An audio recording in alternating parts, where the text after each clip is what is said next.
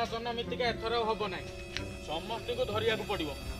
ରଞ୍ଜୟ ଜମାରୁ ବ୍ୟସ୍ତ ହନି ମୋ ଫୁଲ ଦମରେ ଲାଗିଯିବା ଏଥର ଜିତିବାଟି ଥୟ।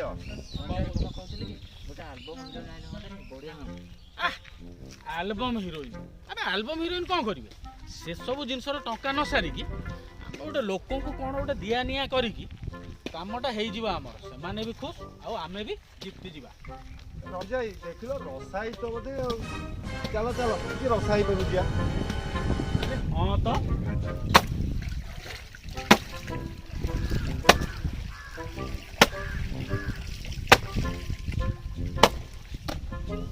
ରସାଇ ଜୁହାର। ହଉ ହଉ ରଞ୍ଜୁଆ ଆରେ କଣ ଭୋଟ ଆସିଲା ବେଳେ ତ ଦେଖା ମିଳିଲା କିରେ କଣ ଦିନେ କାଳେ ଦେଖା ଦର୍ଶନ ମିଳୁନଥିଲା। ହଉ ହଉ କଣ କହିବା କଥା କହିଲୁ କହିଲୁ। ରସାଇ ବୁଝିଲ ତମର ଇଏ ମଜାଳିଆ କଥା କହିବାଟା ଆଜି ଯାକେ ଗଲା। ହଉ ଶୁଣ ତମର କଣ ଅସୁବିଧା ହେଇଛି ଆଗ ମତେ କହିଲ ମୁଁ ଏଥର ଜିତିଲେ ସବୁ ଠିକ କରିଦେବି। ଆରେ ହେ ରଞ୍ଜୁଆ ତୁ କଣ ଠିକ କରିବୁ କିରେ ମୋର ସବୁ ଠିକ ଠାକ ଚାଲିଛି। କଣ ମୋ ରସାଇ ଏ ଘର କି ପାଇଖାନା କି ରାସନ କାର୍ଡ କିଛି ତ ଦରକାର ଥିବ କହୁନ ମୁଁ ସବୁ କରେଇଦେବି। ଆରେ ମୋର ସେ ସବୁ କିଛି ଦରକାର ନାହିଁ ରେ ଯଦି ସାହାଯ୍ୟ କରିବାକୁ ଚାହୁଁଛୁ ତାହେଲେ ମତେ ଗୋଟେ ଗଧଟେ ଦେ। ଗଧ ରସାଇ ତମେ ସର୍କସ ପାଟି ଖୋଲିବ ନା କଣ ବା? ଆରେ ନାଇଁ ମ ଦେଖୁଛୁ ତ ତୋ ଭାଉଜର ଅବସ୍ଥା ଆଉ ଲୁଗା ଗାଣ୍ଠିଲି ଧରି ଘରୁ ଘାଟ ଘାଟରୁ ଘର ବୁହାଇ ବୁହାଇ ନୟାନ୍ତ ହେଇଯାଉଛି। ଏ ରସାଇ ଇଏ ଅଟୋ କି ପିକଅପ ଭ୍ୟାନ ସିନା କଥା କହିଥାନ୍ତ ଇଏ ତମେ ଘୋଡା କଥା କହୁଛ ଗଧ କଥା କହୁଛ ଏ ତମକୁ ସତ ମତେ ମିଛ କଥାଟା କାଇଁ ଗୋଟେ କେମିତିଆ ଲାଗୁଛି ବା? ଗଧଟା ହେଲେ ଭଲ ହୁଅନ୍ତା ତା ପିଠିରେ ଲୁଗା ଗାଣ୍ଠିଲିଟାକୁ ନଦୀ ଦେଲେ ମୋ କାମ ଖତମ ତ ଭାଉଜ ବି ଟିକେ ଶାନ୍ତିରେ ଆରାମ ନେଇପାରନ୍ତା।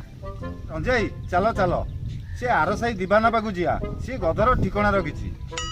ଆରେ ସେ ଆମ ସେ ମହାଜନ ସାହି ଦିବାନା କିରେ? ହଁ ଦିବାନା ସେଇ ଦିବାନା। ଚାଲ ଚାଲ ଚାଲ ଚାଲ ଚାଲ ରେ ବାବା ଆମେ ଯିବା ଗଧ କଥାଟା ବୁଝିବା ରସାଇ କାମ ହେଇଯିବ ହ্যাঁ ସେଇ ବାହାନାରେ ଆମ ଭୋଟ ପ୍ରଚାରଟା ବି ହେଇଯିବ। ଚାଲ ଚାଲ ଚାଲ ଚାଲ ଚାଲ ଚାଲ ଜଲ୍ଦି ଚାଲ।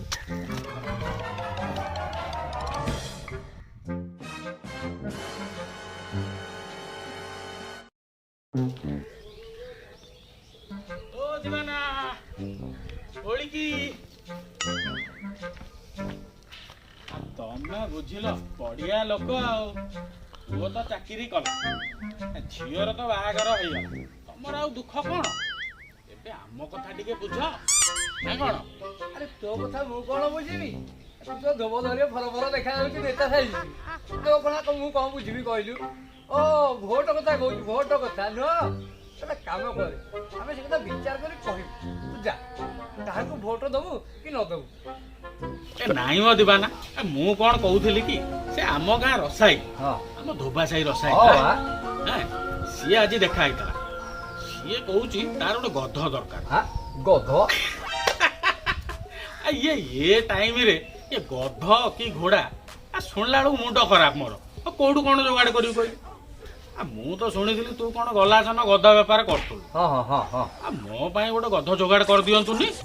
ଆରେ ଗଧଟା ଯୋଗାଡ଼ କରିଦିଅନ୍ତି ଯେ ଆରେ ମିଳିଲେ ତ ପୁଣି ତୁ ଯାହା ନବୁ ଦେବି ବା।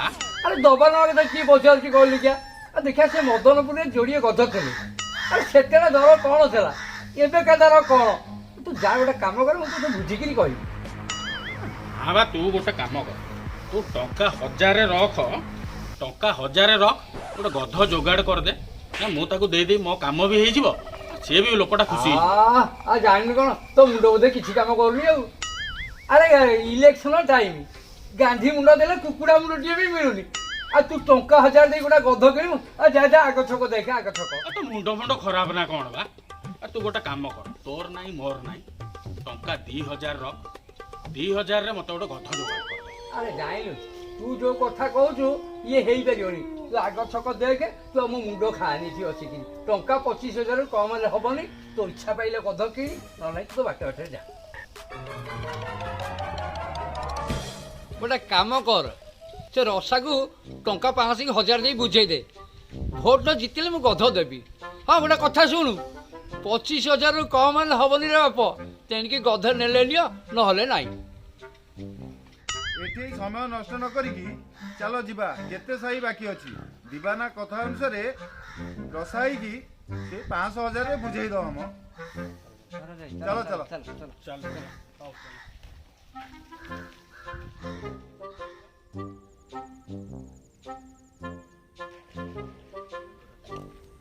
ଓ ରସାଇ ତମେ ବୁଝିଲ ତମେ ସେ ଘାଟ ତୁଠରେ ଖୋଜି ଖୋଜି ନୟାନ୍ତ ହେଇଗଲେଣି, ତମେ ଆସି ମନ୍ଦିର ପଛଆଡେ ବଇଛ। ପୁଣି କଣ ହେଲା କିରେ ରଞ୍ଜୁଆ? କଣ ଗଧ ମିଳିଗଲା କିରେ? ନାଇଁ ମ ରସାଇ, ଏ ମୁଁ କଣ କହୁଥିଲି କି ସେ ଗଧ କଥା ଛାଡ। ମୁଁ ସେ ଦିବାନା ସାଙ୍ଗରେ କଥା ହେଲି, ଗଧ ଦାମ ଏଇନେ ବହୁତ ଉଞ୍ଚା ଅଛି, 20-25 ହଜାର ତଳୁ ମିଳୁ ହିଁ ନାହିଁ। ଆଉ ତମେ ଗୋଟେ କଣ ଗୋଟେ କର ମ, ଆଉ କଣ ତମେ କଥା ଶୁଣ, ତମେ 1,000 ଟଙ୍କାଟା ରଖ, ପୁଅ ବୋହୂ ମିଶେଇଲେ 6 ଜଣ ପ୍ରାଣୀ।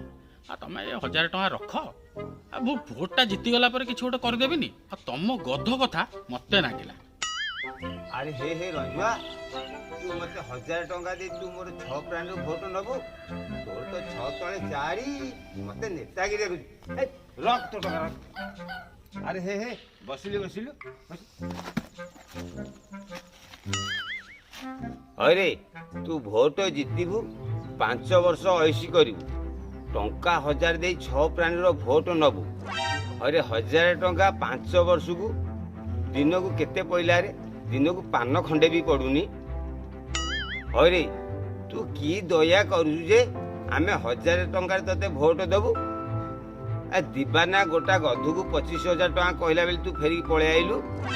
ହଇରେ ତମର ତ ଗଧ କିଣିବାକୁ ଦମ ନାହିଁ, ତୁ 1,000 ଟଙ୍କାରେ ମଣିଷ କିଣିବାକୁ କଣ ପଳେଇ ଆସିଲୁ? ଆରେ ଯା ଯା ଯା ଘରକୁ ଯା, ଗଲାବେଳେ ମୋ ଘାଟେ ଟିକେ ମୁହଁ ଧୋଇ ଦେଇକି ଯିବୁ।